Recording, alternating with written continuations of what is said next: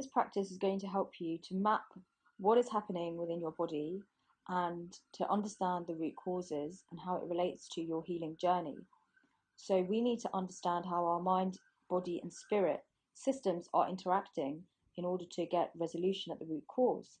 And most of the time, what we become aware of are the symptoms. And most of the time, we become aware of symptoms through our body. And that's when we start to pay attention. And usually we start to think, oh, well, there's something wrong because I have all of these symptoms in my body. What I'm going to ask you to do is take a map or a picture of a body, and you can draw perhaps your own body on a piece of paper.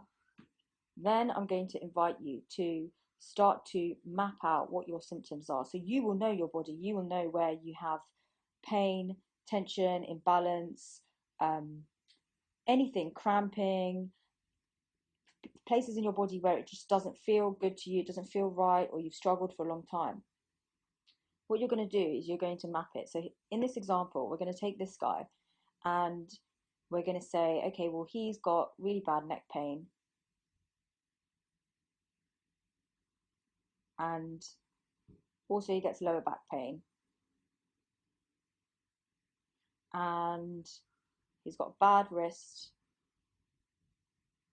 Sometimes his knee goes. So this is what you're going to do. You say, okay, what do I have going on in my body?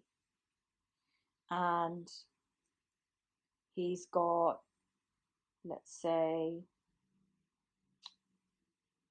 indigestion, or he's got something going on in his gut and it doesn't feel good there. You're just going to kind of shade in the areas where you're aware of you're holding something in your body. You don't know what, these are just symptoms. The next thing you're going to do is you're going to say, how long have I had these symptoms for? Okay, the neck pain I've had for 4 years, the knee pain I've had for 5 years, my gut has been feeling unsettled for 2 years, lower back for 5 years, and my wrist for 2 years. This is just an outline. You don't have to be specific, but just get an idea of where the hotspots are in your body, what you need to look at. Then, when you sit in meditation, you're going to start to reflect on how it feels to be with these parts of your body. So when you sit with your neck and you feel into the pain or the tension, what kind of thoughts come up?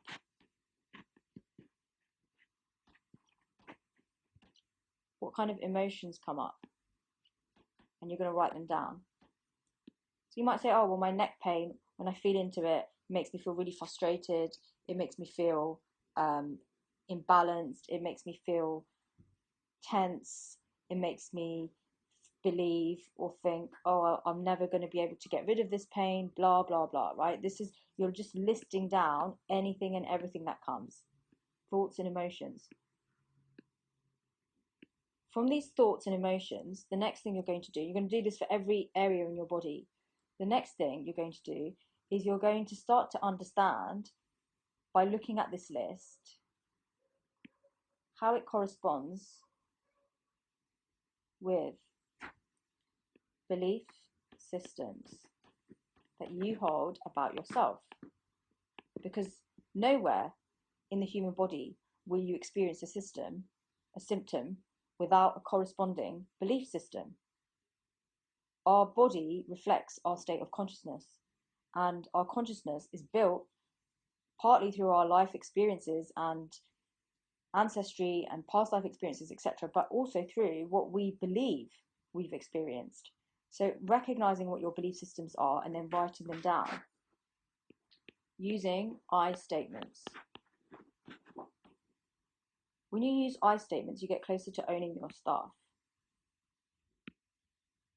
So rather than saying, okay, well, I've identified one of the beliefs is the world is a dangerous place. Instead, try to write it as, I believe the world is a dangerous place. So use your I statements. Next thing you're going to do is look everywhere in your body where you're holding your symptoms, where you're holding your tension, your pain, your imbalance, your illness, etc., you're going to look and go, okay, what are my corresponding belief systems in these different areas?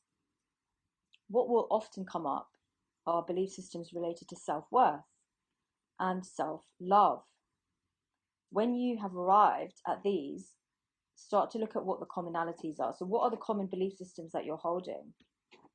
You might say, well, I've got I am not good enough, or I'm not good. I am broken. I am burdened.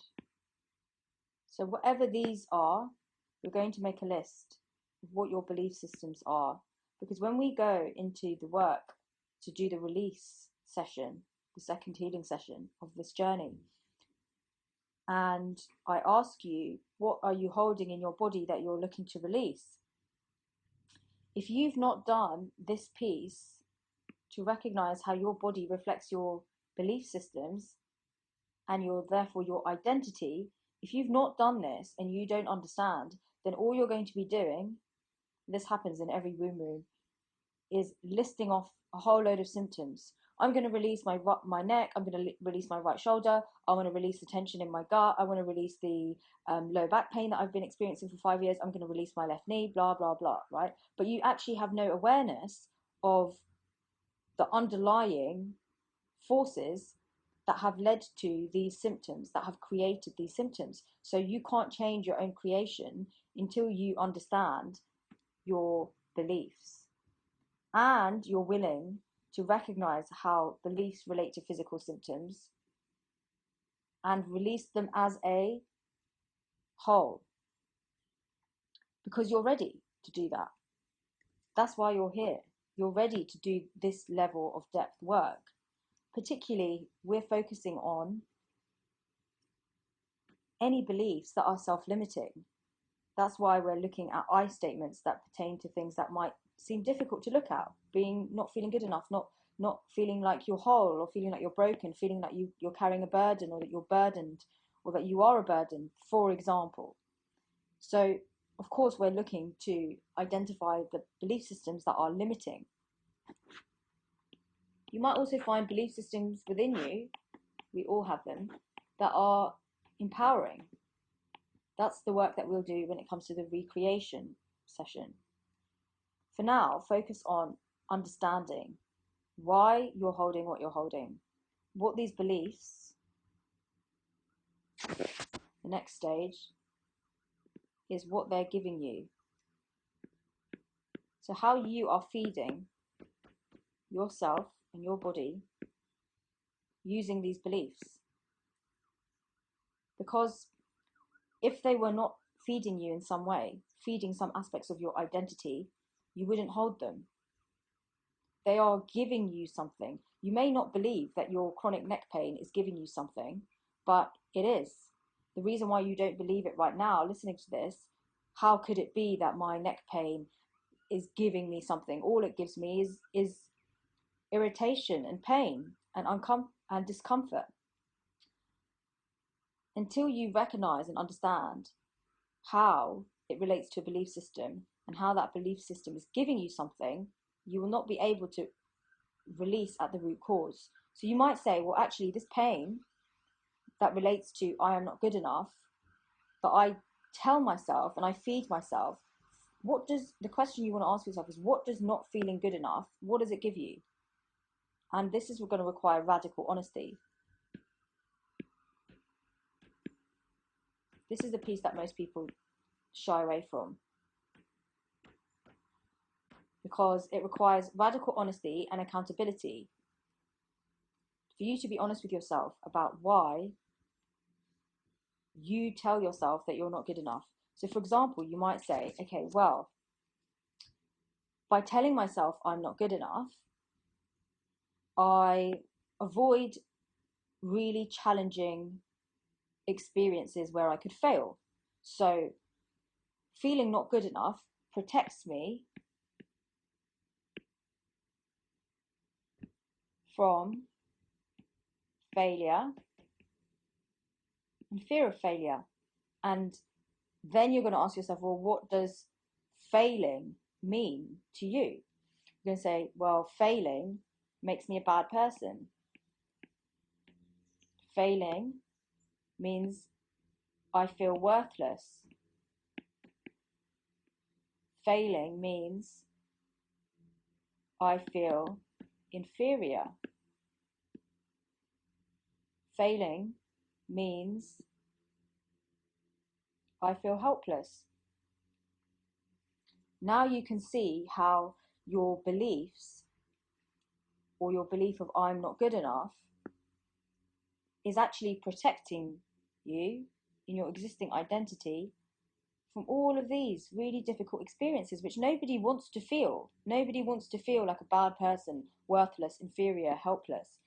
And by holding this belief system of I am not good enough, you are protecting yourself from feeling all these emotions and states. So it may be that you are feeding yourself to protect yourself. And this is usually the case.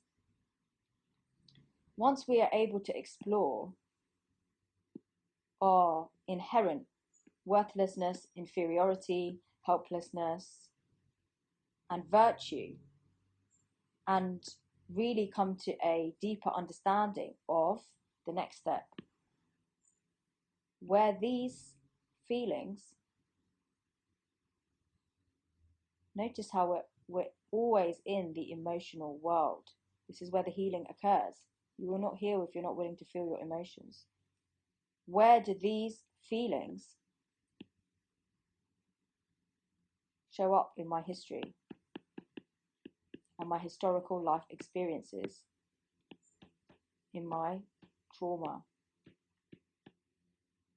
in my parenting, in how I was parented, in my life, in my childhood? So what you're doing is you're saying, when I look back on my life, when were the moments when I felt like a failure, like a bad person? When did I feel worthless? When did I feel inferior? When did I feel helpless? Then the next step, you're taking all these events, these moments, you're writing them down, and you're going to then put an age next to them. Very important. You're going to end up with a timeline of ages from 0 to the age you are now, say you're 40.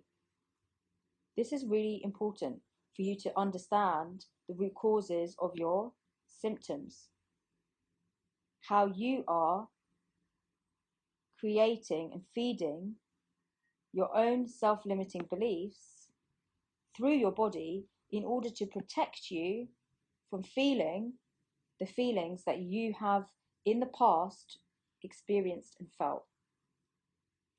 When you meet these root causes in your trauma history and you recognize what has happened to you and how it made you feel all of these things, and you start to express the emotions rather than bottle unconsciously everything in your body, you start to move and change and heal. And this movement leads to emotional release and leads to physical change and repatterning of what is being held in your physical structure. Now, I recommend that you take some time to do this practice. So take your journal, first draw your body, list out your symptoms, mark them on the body. Recognize how many years you've been experiencing these symptoms for. And if your numbers are high, especially double digits, there's all the more reason for you to do this practice, because it means that you are holding chronically self-limiting beliefs that have chronically affected your body. So I consider anything over 3 years to be fairly chronic, right? But if you're working in the double digits and you're saying, well, actually, I've had issues with my knees for 20 years, there's no point in taking a superficial approach and saying, well, you know, we've all got stuff going on, and, you know, my knees have always been like this. Well, actually, do you want to understand what you're capable of and let yourself heal?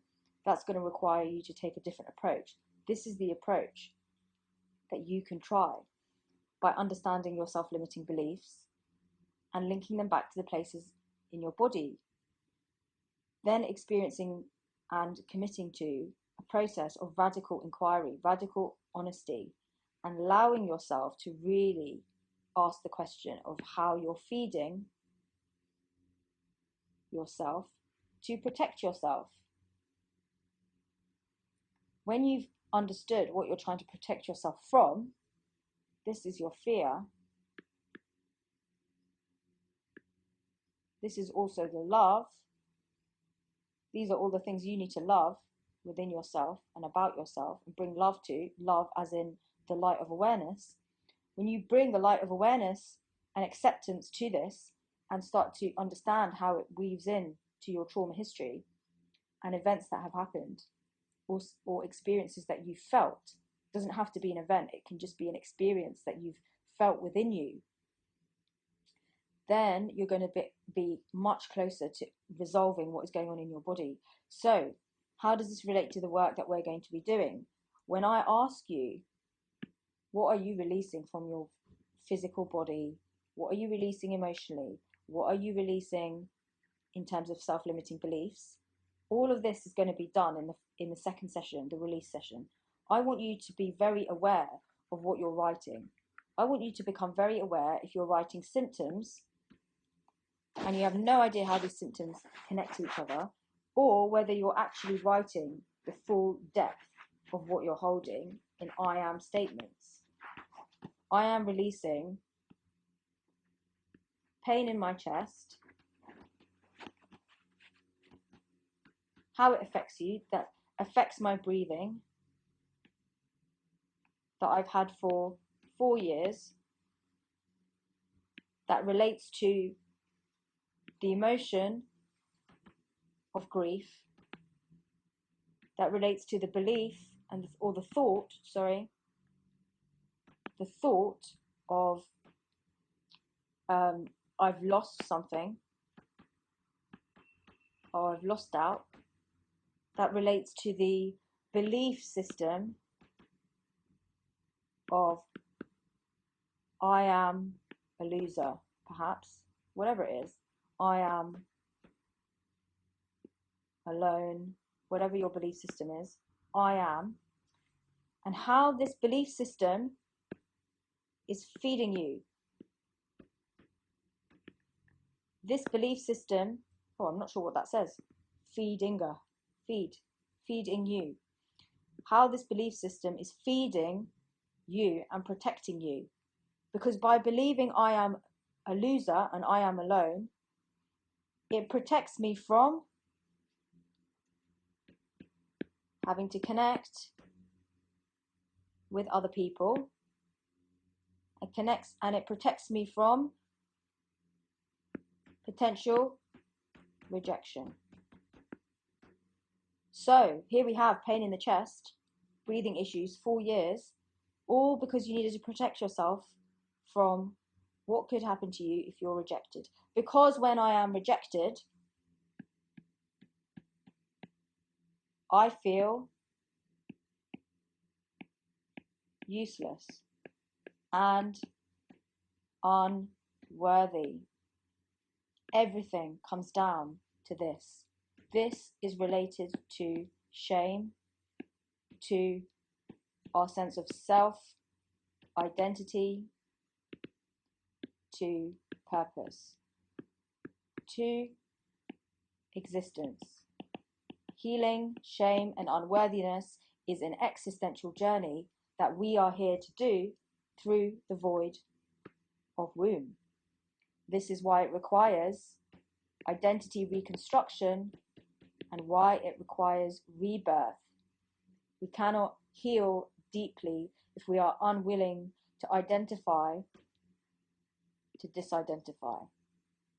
We've created and built an identity around our self-limiting beliefs.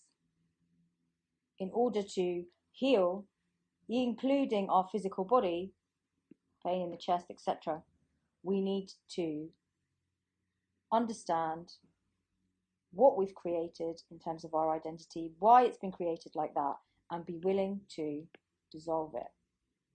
Because we no longer believe in our inherent unworthiness. That requires identity deconstruction, and that is rebirth. Rebirth happens in the void of womb.